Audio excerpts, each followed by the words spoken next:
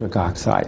What you can do, though, is you can take the ingredients that the body uses to make nitric oxide, and you can take the ingredients that will stabilize the nitric oxide, prevent it from breaking down and lasting longer in your body.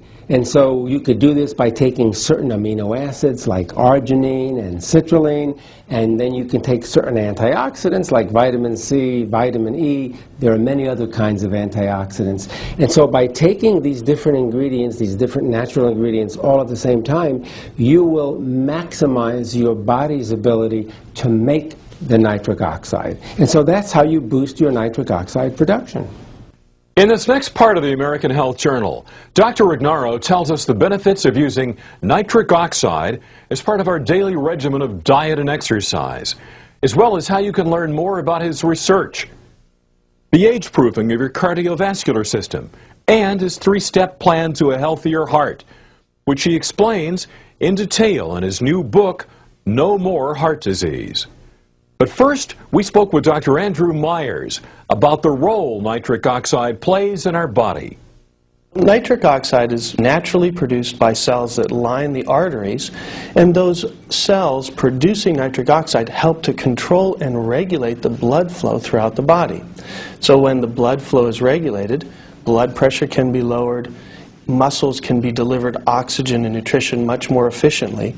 So nitric oxide becomes this important chemical mediator in terms of helping the body do what it was meant to do, to perform better, to function optimally, and in many cases, when you have disease or deficiency of NO, you see big problems, like high blood pressure or even heart disease. The benefits of nitric oxide are many, and they focus mainly in the cardiovascular system, but this also impacts on other systems as well.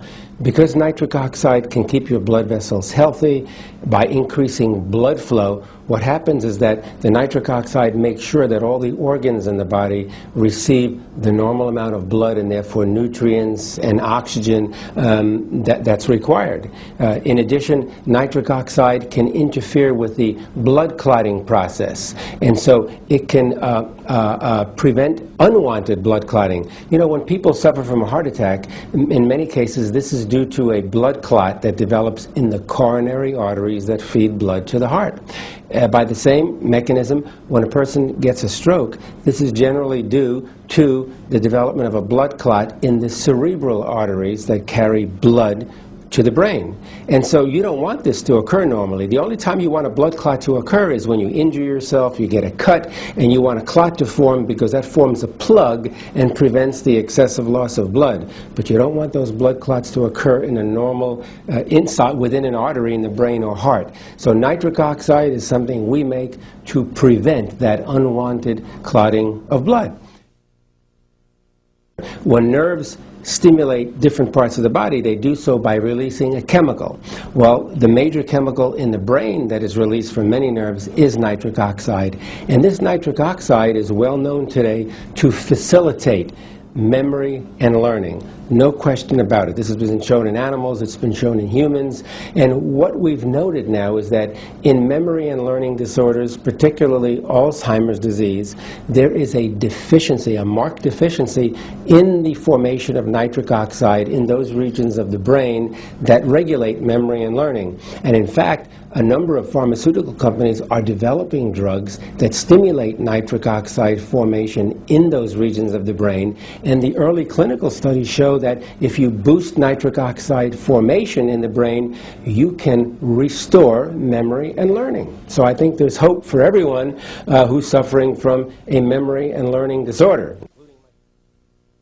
Not only does nitric oxide decrease the blood pressure and protect against heart disease and so on, but let's keep in mind one of the major effects of nitric oxide in the body, and that is to function as a vasodilator. This means it's going to widen or relax the arteries, and when that happens, of course, you're going to increase the flow of blood to the other end. Okay? Well, we made an interesting discovery back in 1990 when we showed that the nerves that go to the erectile tissue of men and women actually release nitric oxide as the signaling molecule or neurotransmitter. And before we made that discovery, the neurotransmitter was not known. And if you don't know what the nerves are releasing to stimulate a function, it's almost impossible to develop rational drugs to treat a disease. And so once we showed that those nerves release nitric oxide, one of the pharmaceutical companies, of course, developed a big program to look at that and study that. They extended my research further, and voila, they came up with the drug Viagra, which is the first orally available drug that's useful in treating impotence or erectile dysfunction. And so the way Viagra works simply is to enhance or increase the actions of nitric oxide. Nitric oxide is a vasodilator, which means it's going to widen those blood vessels and lower the pressure within the blood vessels. And it doesn't lower blood pressure if the blood pressure is normal. And that's the beauty about the natural substances present in our body. The nitric oxide senses when the blood pressure is abnormally elevated. And then it steps in to reduce that blood pressure back down to the normal range, not below normal. And it's the most effective substance we have in the body, the most effective hormone to lower the blood pressure and keep it out of the high range.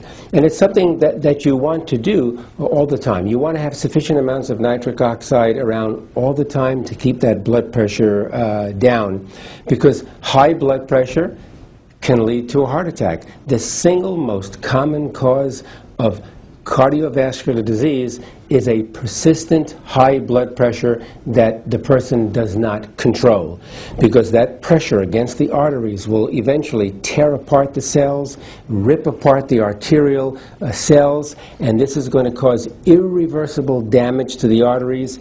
This will start the development of a plaque formation, cholesterol buildup in the arteries. This will begin to precipitate blood clotting, which means you can get a blood clot in the heart, which can cause a heart attack. You can get a blood clot in the brain, which can cause a stroke. So nitric oxide is the body's natural way to prevent all of these things from happening. One of the most common causes of a heart attack or a stroke is the development of atherosclerosis, which is nothing more than an inflammatory disease of the arteries. And this comes about when you have cholesterol buildup. In other words, a bad cholesterol, LDL cholesterol buildup will actually cause a change in the structure of the arteries. The blood will begin to clot. There'll be all kinds of debris clinging to one another, and this constitutes the buildup of plaque in the arterial wall, which can obstruct blood flow, and worse yet, if those plaques become disrupted for any reason, they can travel to different parts of the body, and they travel to the brain, you can have a stroke. If they travel to the heart, you can have a heart attack.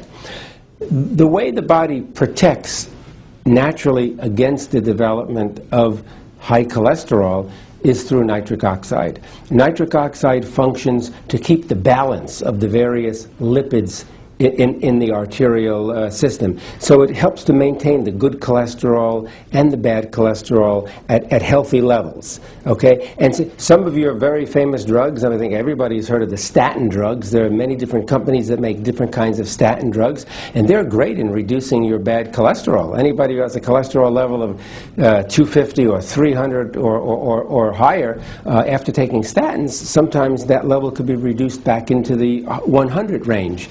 And the way those statins work is by stimulating nitric oxide formation in the arteries. So, you know, if you have sufficient amounts of nitric oxide in your healthy arteries, you don't have to take the statin drugs.